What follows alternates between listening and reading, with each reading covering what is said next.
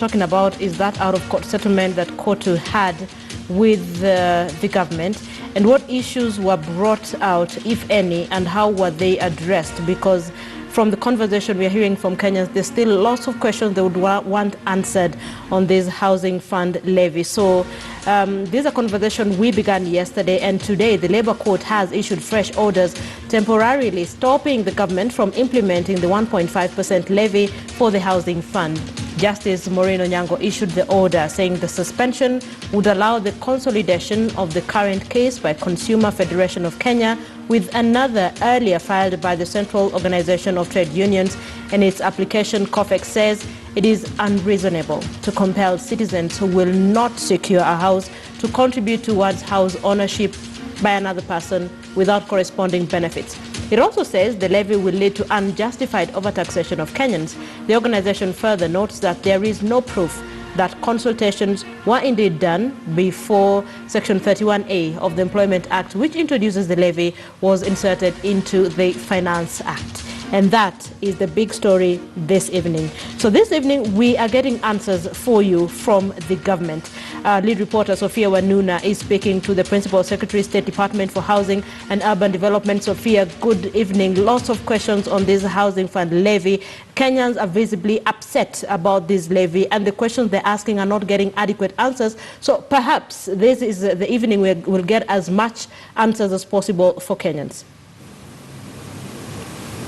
Indeed, Linda, good evening to you. Very many questions have been raised even this evening in the lead up to this interview. Just putting up a tweet that we will be hosting the Principal Secretary, the State Department of Housing and Urban Development. Quite a number of questions have come in. So I'm going to attempt to put as many as of those questions to Mr. Charles Hinga. Thank you so much for making time for KTN. Let's begin. Of course, today there was that ruling from the court that indicates even the directive given by the government announcing that deduction would begin next month, May, that has been suspended. But in the first place, the out-of-court settlement between the government and KOTU was kept private. Details are not known. And why rush to give a notice, the question is, to the public and to employers to deduct without first going to court to register this and have it recognized, because still there was an order, stay order on this matter? Thank you so much, Sophia, and good evening to your viewers. So let me just correct some of some statement that you made. There were 2 court cases, plus other many court cases that are currently ongoing. The 2 court cases, one was by FKE, and the other one was by KOTU. Those 2 court cases had injunctive nature. So there was an injunction. Essentially, there were orders to stop the operationalization of this particular fund. Yes. Now, we filed consent with FKE because FKE main case was challenging the advisory board. And for them, they said as long as we withdraw the advisory board, they were okay. And we withdrew the advisory board, and the filing has been done. Then there was a KOTU case. KOTU supported this affordable housing because KOTU's view was, once they understood that this plan actually stands to benefit the workers, they were on board. They had issues that were more trust issues because there were areas where they felt that, yes, as government previously we've made some commitments that we have not followed through. So we had then to show them that we actually mean what we say.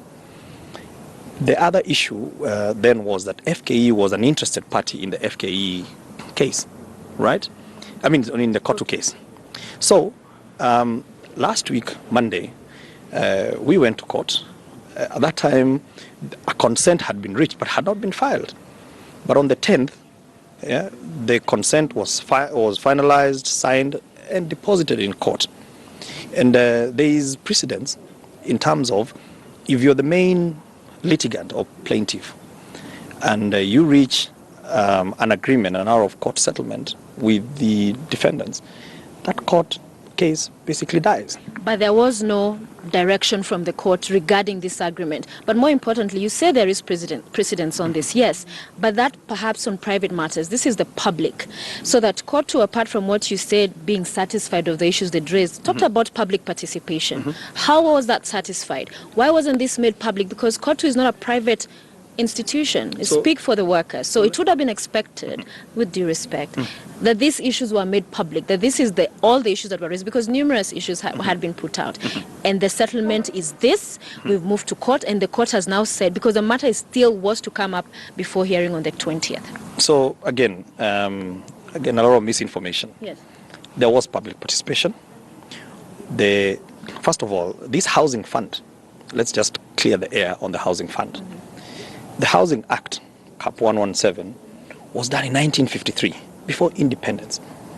The Housing Fund was established in 1967.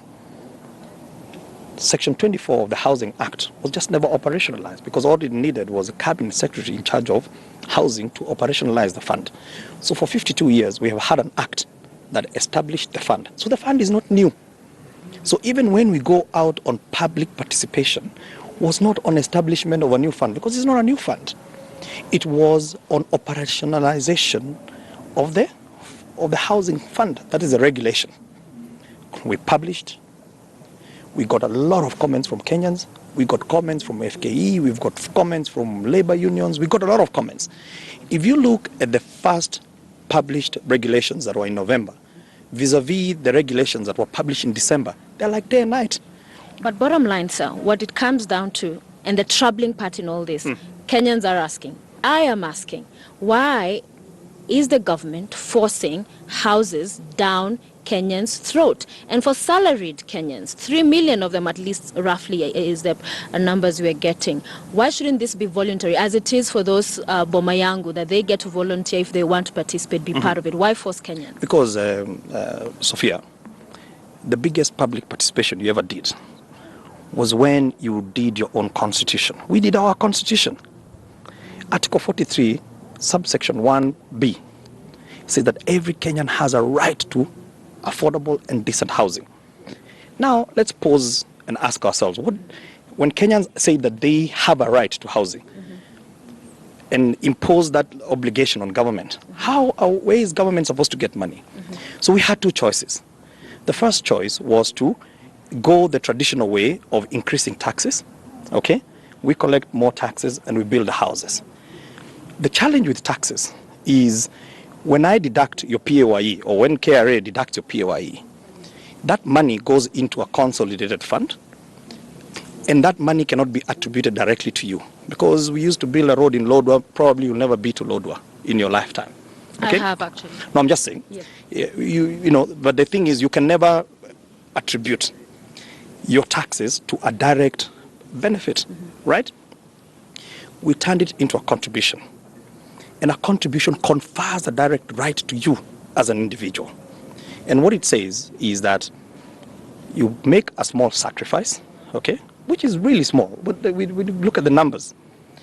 It's not a huge sacrifice. And I want to clear some of the stuff that I've seen on social media. For example, from Professor Omenya, who is my friend. I've sat with him, but I don't know what happens to him when he gets on TV, because he just goes on a different tangent. So a small sacrifice? It's a small sacrifice. 1.5%. And he gave an example. I think there was an example of someone who earns 20,000 shillings. 1.5% is 300 shillings. In a year, it's 3,600 shillings. And then he calculated how long it's going to take you to get a house of 2 million. He says 46 years. And I think that is where the misnomer is, miscommunication is. Because for us to be able to overcome squalor and the current housing condition that we have in this country, and anybody who says we don't have a housing crisis, then I think you're living in a different world. We have got to put a little bit of sacrifice. So the 300 shillings that he talked about a month will never get you a house anyway. There's no rent today that you can pay for 300 shillings. But what your 300 shillings does, it unlocks the biggest challenge that we've had in this country for many years. But this is the thing. If you are telling Kenyans... 1 second. Yes. Which is the developers today develop for 3% of the market. 97% of Kenyans, okay, either have got to wait nine years, small contribution through SACCOs for them to be able to get a house. That's what we are fixing. But you're fixing it, yet not 100%, because you're saying 500,000 houses. We pay 1.5%. It's compulsory, the deduction also from the employer. But not everyone is assured a house. In fact, what we're getting into is a lottery. So pata potea, will you get, will you not? If I don't get, then you say, I'll be given back my money. Right. So it becomes almost like a savings levy. So what is this? Is it a housing levy? Because a majority will not get, at least not by 2022, will not get these houses. So Sophia, the things that are currently we're debating about Yes. is our attempt to create transparency. This program is not about President Uhuru Kenyatta's legacy. This program is going to go beyond, because go back to our Vision 2030. Vision 2030, where we aspire to become a mid-economy country by year 2030. We said we have got to house our people. So therefore, this program is going to go beyond 2022.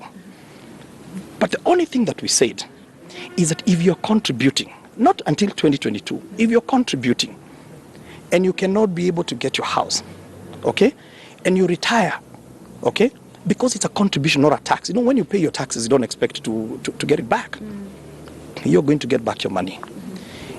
If, on the other hand, after 15 years and you have not retired, but you still want to get back your money and you have waited, and you have not gotten a house, you get it back. The whole lottery aspect was for us to address the demon in the room. Is because I don't want to become the most powerful PS in the world, where I can allocate houses without any formula to anybody I want. I like you, Sophia, I give you a house. I like so and so, I give them a house. Now we have a development that is already ongoing in Park Road. Park Road is 1,370 units.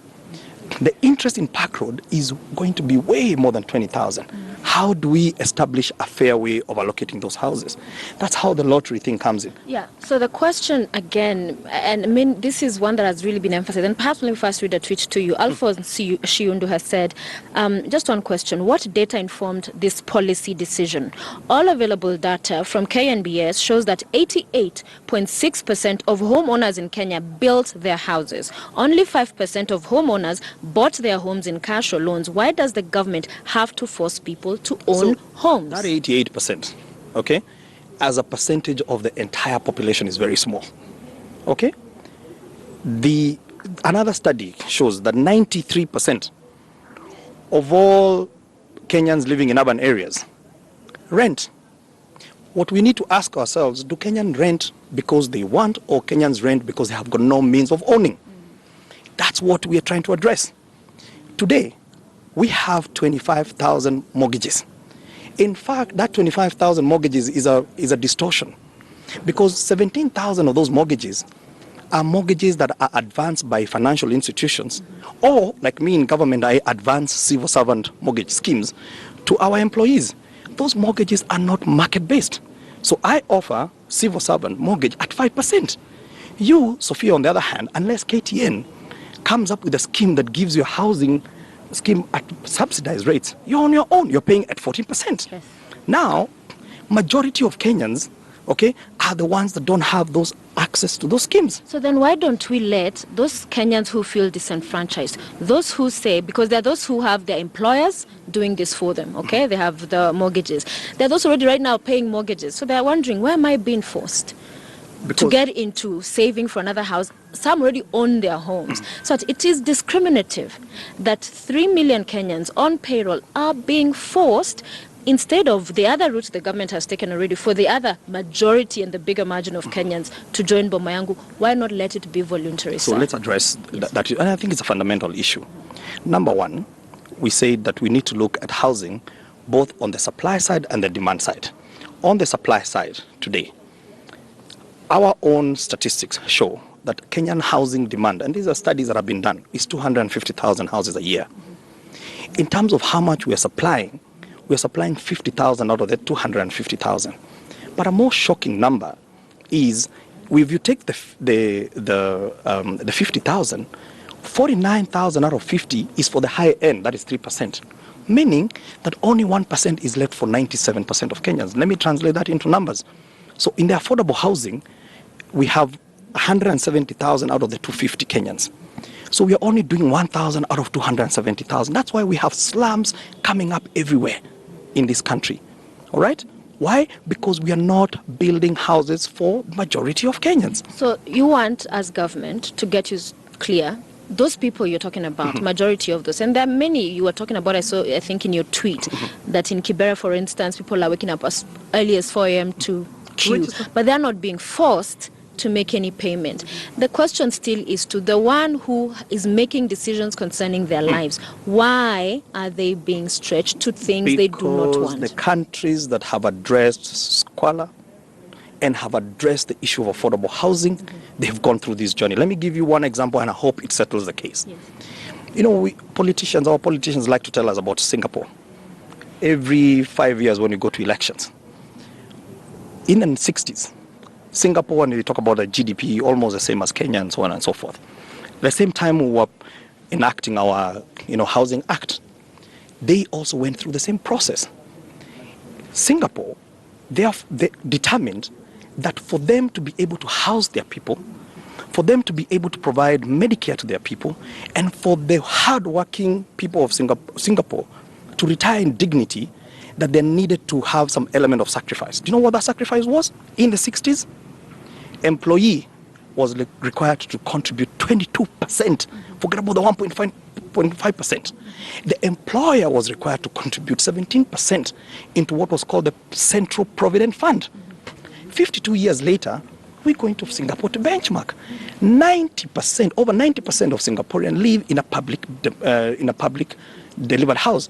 Go to Mexico, same case, 5%, 5%. Go to Nigeria, 2.5, 2.5. You go to Cameroon, it's 1%, 1.5%. Go to China, it is 5%, 5%. And the list goes on. Why? Because the sacrifice that you're making unlocks something that we don't have. But the thing, it brings in investment, okay, and allows the investors to invest in affordable housing. At the moment, their only focus is on the high end. Those who can pay cash and those who have got access to mortgages. And the rest of the Kenyans have got nowhere to go. We have had those examples before. Unfortunately, some would argue that is cherry picking, that you cherry pick what is good working in Singapore, but their systems are different. Many are broken down in Kenya. That is why we have this situation right now. So we cannot leap and skip and jump the processes they've gone through. And the biggest concern here, sir, actually is that those who are saying, we're talking about housing levy fund, that because of the funds that have been there before and the scandals around them, the integrity, that the government already has lost the trust of people, that it will be another scandal in waiting with this one. In fact, that even the penalty in law right now is only 10,000 shillings. Please address it. I've seen your tweets address it, but 10,000 shillings. It's like welcoming everybody. Come all ye to loot. I saw the tweet, and look.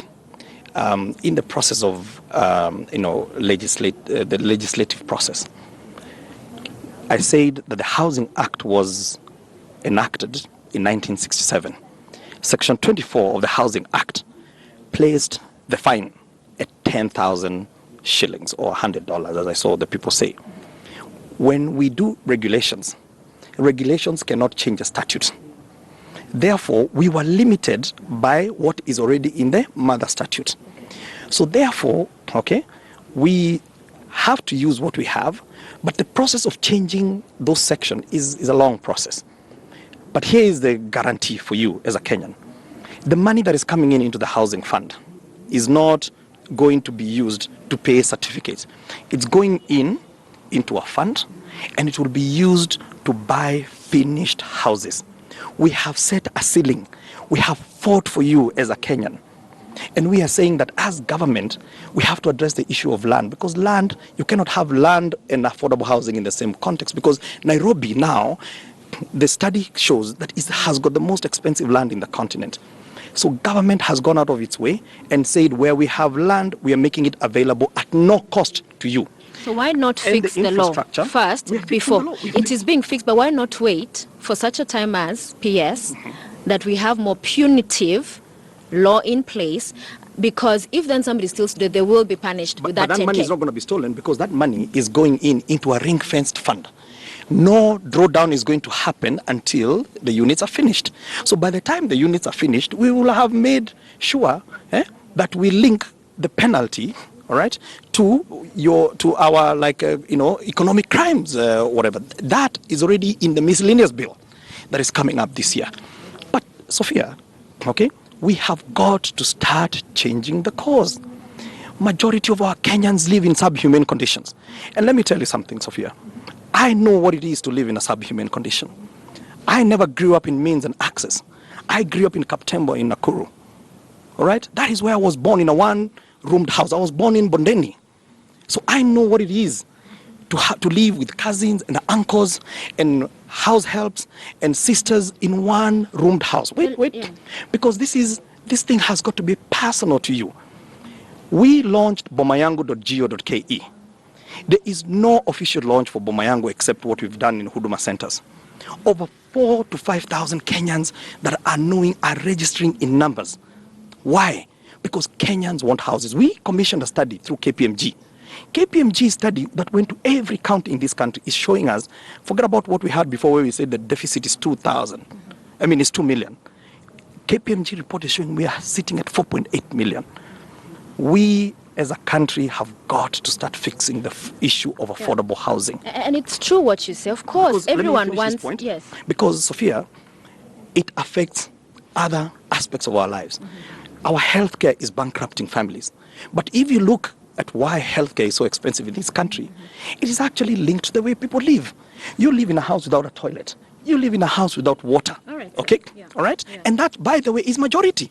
Because if 60% of all your Kenyans are living in slums, okay, in the urban areas here in Nairobi, or 49, whatever, 50%, all right? And you have cholera, and you have got all these diseases. Come on, this thing is not rocket science. And it is true to the point you make that, yes, all Kenyans want to own a home. Everybody does. Right. But the concern has been that at the end of the day, a lot of these people, especially from the slums who are registering for Bomayangu, it's because there's also a narrative misinforming them that, worry not, we're not being taxed. The Kenyans with salaries are the ones paying for us, then we'll be given the houses. So there's that. But let me ask you this, because this also has been an issue that has arisen from all of the conversations going on. 1.5% deductions employee, right. 1.5 employer. And that continues to say it should not exceed 5,000. So say I earn 1 million shillings a month. You pay 2,500. So yeah, because if the loss is 1.5, the employer will deduct 1.5%. So who gets now to decide? And what is this that stipulates? It's capped. It's just 5,000. It's 2,500 for you as an employee, 2,500 as an employer. Okay. Sophia, it's very important that even if, and this thing, it makes my heart bleed because, I came from private sector. I am, and I work with people that dedicate their lives to serve a lot of our people. Yes. The fact of the matter is, right, if we do not have a steady stream of cash flows, there is no developer out there. Now we've spoken to them. If we tell them today, why are you not developing for the majority of Kenyans? Why are majority of Kenyans left to live in the condition that they are? All right? Yes. And they have no answers. The answer is Wanjiko is not a bankable person, because a bankable person based on our bankers here is someone earning 150,000 shillings a year. Now, let me give you some shocking statistics. 73% of all our formerly employed Kenyans earn less than 50,000 shillings. Okay. 95% of all our formerly employed Kenyans earn less than 100,000 shillings. Okay. Those are the Kenyans we are fighting for, not the Kenyans that, but you know what? And this is an important point. If you are contributing, you're being deducted, you'll get a house. If you don't get a house, you can elect. Okay, Sophia, I don't know, I've got 2 daughters. Okay, I can elect. If I already have a house, by the time they come out of university, they can have a house. Our time is running out. Sorry, sir, to cut you short. But there's an argument that has been put out. At the end of the day, employment also, unemployment is an issue in Kenya. Yeah. The government cannot take to itself to say we are going to employ all the unemployed youth today. It cannot do that. It's about creating an environment for people to be able to start jobs, whatever kind of work. The same argument is being brought to a housing, that why is government taking to itself to build houses for people? Why not create an environment where it's cheaper for me to build my house? That is a very good question, Briefly, Sophia. please. It's a very good question. Number one, government is not building the houses. Government has actually there's no house that is being built by government. Government is forcing us to pay for this housing levy. It is again, forcing salaried. salaried. You want us to go back to the beginning? I'm still making a point. The beginning is you as Kenyan determined that you have a right to housing. That is a right to you. It's not a favor that we're doing to you. Now, all I'm doing is I'm trying to execute what you as Kenyan said in your constitution. That's one. Two, right, which is also very important, Sophia, is that unless we sort out the supply side of the housing, they will continue building for the 3% that can afford. Now, this program, there's nowhere government is building. Investor, you build, there's no government building. When you finish the houses, they are bought, and then the Kenyan government is left distributing the house. So let me tell you what that means. If you're in a social housing, which means if you earn less than 20,000 shillings a month, you will be eligible to 3% interest rate. Where in Kenya can you get 3% interest? For 25 years. And if you come to us and tell me that you still cannot be able to afford the whatever it is, we can do what is called MultiGeneration. So what does that mean? If you get a million shilling house, yes, at 3%, 25 years, and I said last night in your TV show, it's 4,500 shillings. Okay. That is the same amount of money someone is paying for a shack that has no water, that has no toilets, okay, that has nothing. Right. This is revolution. But you also asked about employment, Sophia. Let me. No, let us not go into employment because of housing. What is important, because our time is up. One house we build. Our time is up. I'm going to wrap up on this, because this is the beautiful part about this story, Sophia. For every one house we build, we're going to create between 3 and 5 new jobs. I give you example, Park Road, Juakali, Ngong Road, Kamukunji, okay, and Kariobangi are doing the doors. 122 million shillings going directly to the pockets of the people that create the jobs. 80% of Kenyans are employed by the informal sector.